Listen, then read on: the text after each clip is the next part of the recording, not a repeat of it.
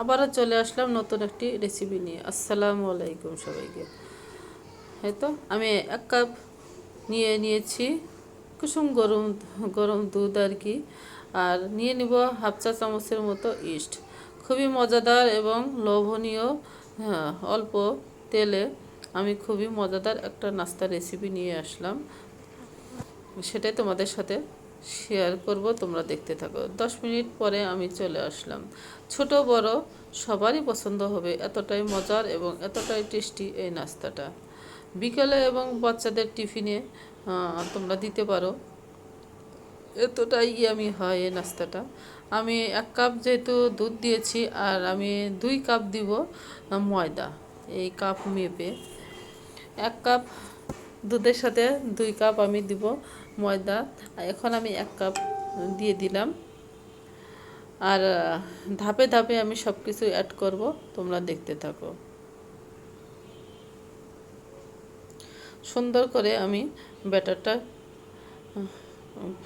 ইয়ে তৈরি করে নেব আর কি। আর এখানে স্বাদ মতো দিয়ে দেব চিনি। যাই যেরকম মিষ্টি খাও সেরকম দিতে পারো। আমি এই চামচে 2 চামচ আমি চিনি অ্যাড করলাম।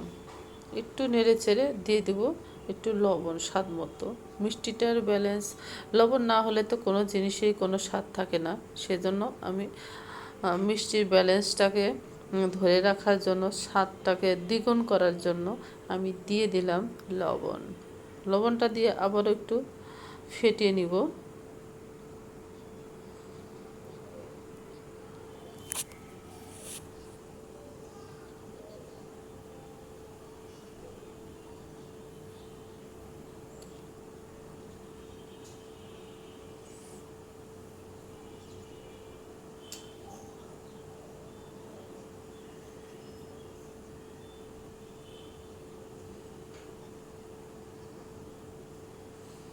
আর যাতে চিনি, লবণ, ময়দা সব কিছু ভালোভাবে মিশে যায়। এই তো এখন আবার আর এক কাপ ময়দা দিয়ে দিলাম।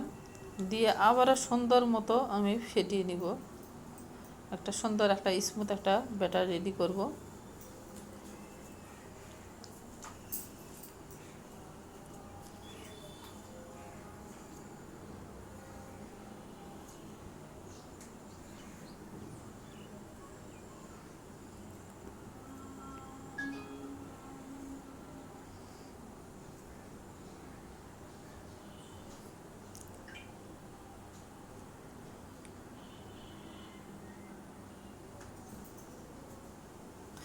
এখন আমার হয়ে গেছে, ব্যাটারটা মোটামুটি রেডি। এখন এ পর্যায়ে আমি একটা ডিম দিব ভেঙে।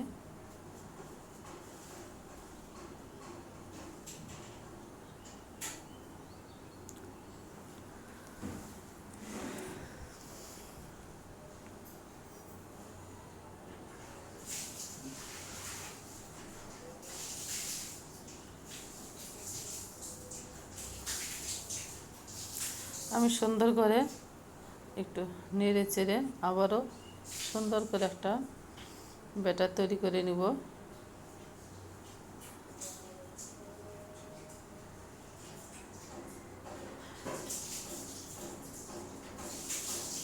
একটু জোরে জোরেই ব্যাটারটা ফেটিয়ে নিতে হবে, না হলে মিক্সড ভালো হবে না।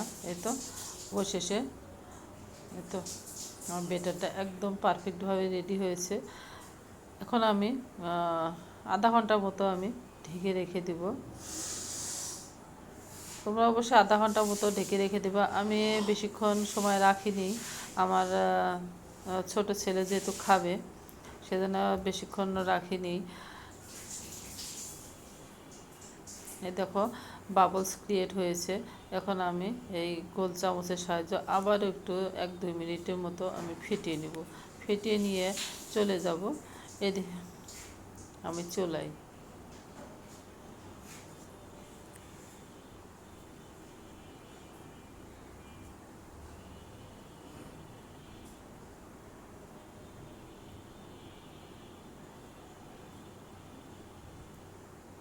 এই তো এরকম একটা ঘনত্ব হবে। তোমরা অবশ্যই এই মাপটা মেজারমেন্টটা ফলো করবা, তাহলে তোমাদেরও পিঠা এরকম নাস্তাটা খুবই পারফেক্ট হবে। 1 কাপ দুধের সাথে 2 কাপ আটা আর কি, এরকম একটা মেজারমেন্ট থাকলে একবারে পারফেক্ট একটা ডো হবে। এদিকে আমি চুলাটা ধরিয়ে দিয়ে আমি মিডিয়াম টু লো, একদম লো হিটে রেখেছি কড়াইটা। কড়াইটা যখন সুন্দর মতো হিট হয়ে আসবে তখনই আমি এই তো একটা দিয়ে দিয়েছি।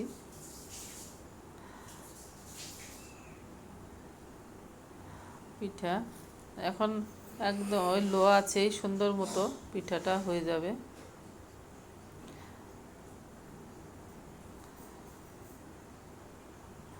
এখন আমি একটু উল্টিয়ে দিব।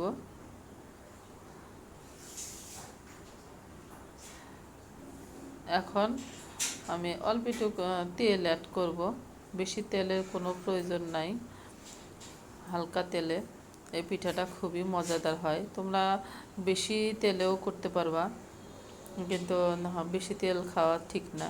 আমার কাছে অবশ্যই একটু বেশি পড়ে গেল, 2 চা চামচের মতো। 1 চা চামচের মতো দিলেই এনাফ, বেশি লাগবে না। এতটাই ছিদ্রযুক্ত হয়েছে যে নিচ থেকে দেখো, তোমরা দেখতে পাচ্ছ তেল উপর দিকে উঠতেছে পিঠার ভিতরে।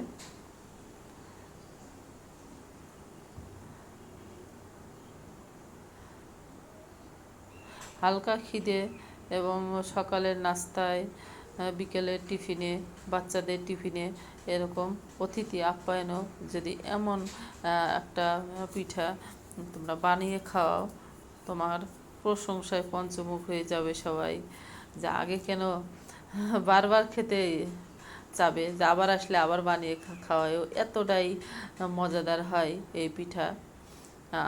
এতে মাশাল্লাহ কতটা সুন্দর হয়েছে। আবারও একই প্রসেসে আমি বাকিগুলো ভেজে নিব।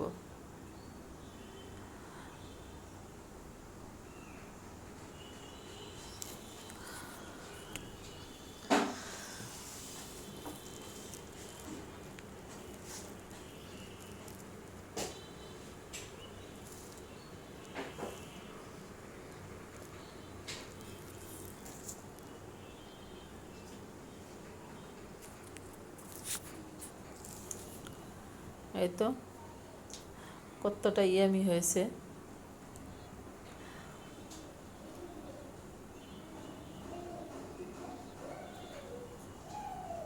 বেশি একটা সময় লাগে না,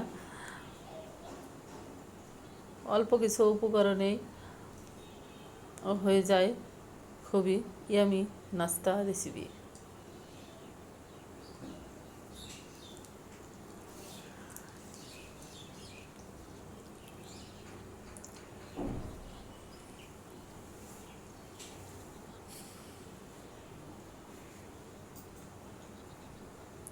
সেম একই প্রসেসে আমি উল্টিয়ে দিব। উল্টানোর পরে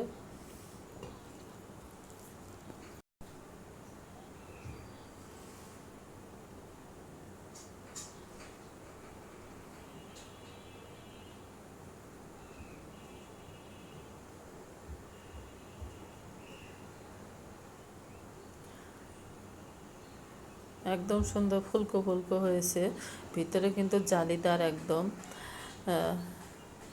তোমরা একবার হলো বানিয়ে খেয়ে দেখো, তাহলে বুঝতে পারবা।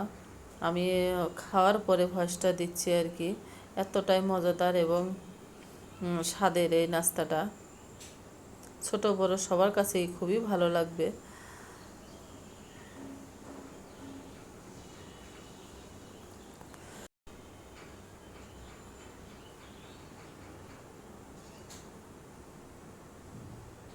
এই তো আবারও তো উঠাই নিলাম।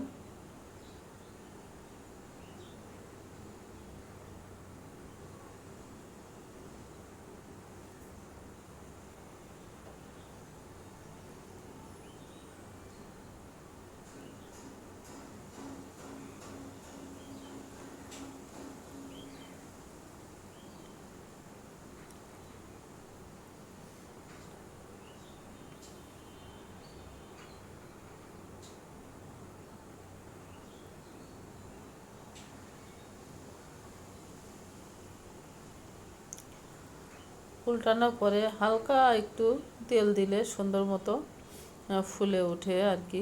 বেশি একটা তেল দেওয়া লাগে না, অল্প তেলেই এই নাস্তাটা হয়ে যায়। দেখতে পাচ্ছ আমি বেশি একটা তেল দিচ্ছি না।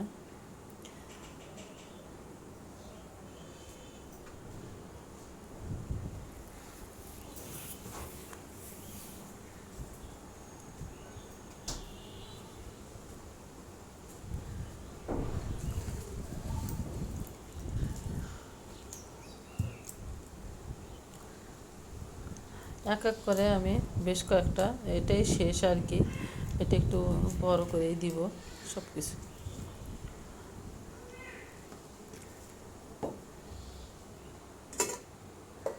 আমি বেশ কয়েকটা বানিয়েছি, কিন্তু আমার বাচ্চা কিন্তু অলরেডি খেয়ে ফেলেছে। তোমাদের খালি শুধু দেখানোর জন্য কয়টা রেখে দিয়েছি। এত সুন্দর একটা স্মেল বের হয়েছে, কি আর বলবো। তোমরা বানালে অবশ্যই তোমরাও বুঝতে পারবে। এই তো মাশাল্লাহ, কতটা সুন্দর দেখতে যেমন হয়েছে, মাশাল্লাহ খেতেও অসম্ভব মজাদার হয়েছিল।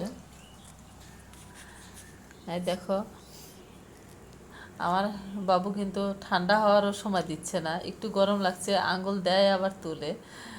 এতটাই ইয়ামি হয়েছিল, কারণ আগে একটা খেয়েছে, আবারও খেতে চাচ্ছিল, কিন্তু হাত লাগায় দেখে যে না গরম, ছেঁড়া যাবে না। আমি বলছি বাবা আরেকটু পরে খাও, ও বিশ্বাসই করছে না যে গরম আছে। যাই হোক, আজকের মতো বিদায়, সবাই ভালো থাকো, আল্লাহ হাফেজ।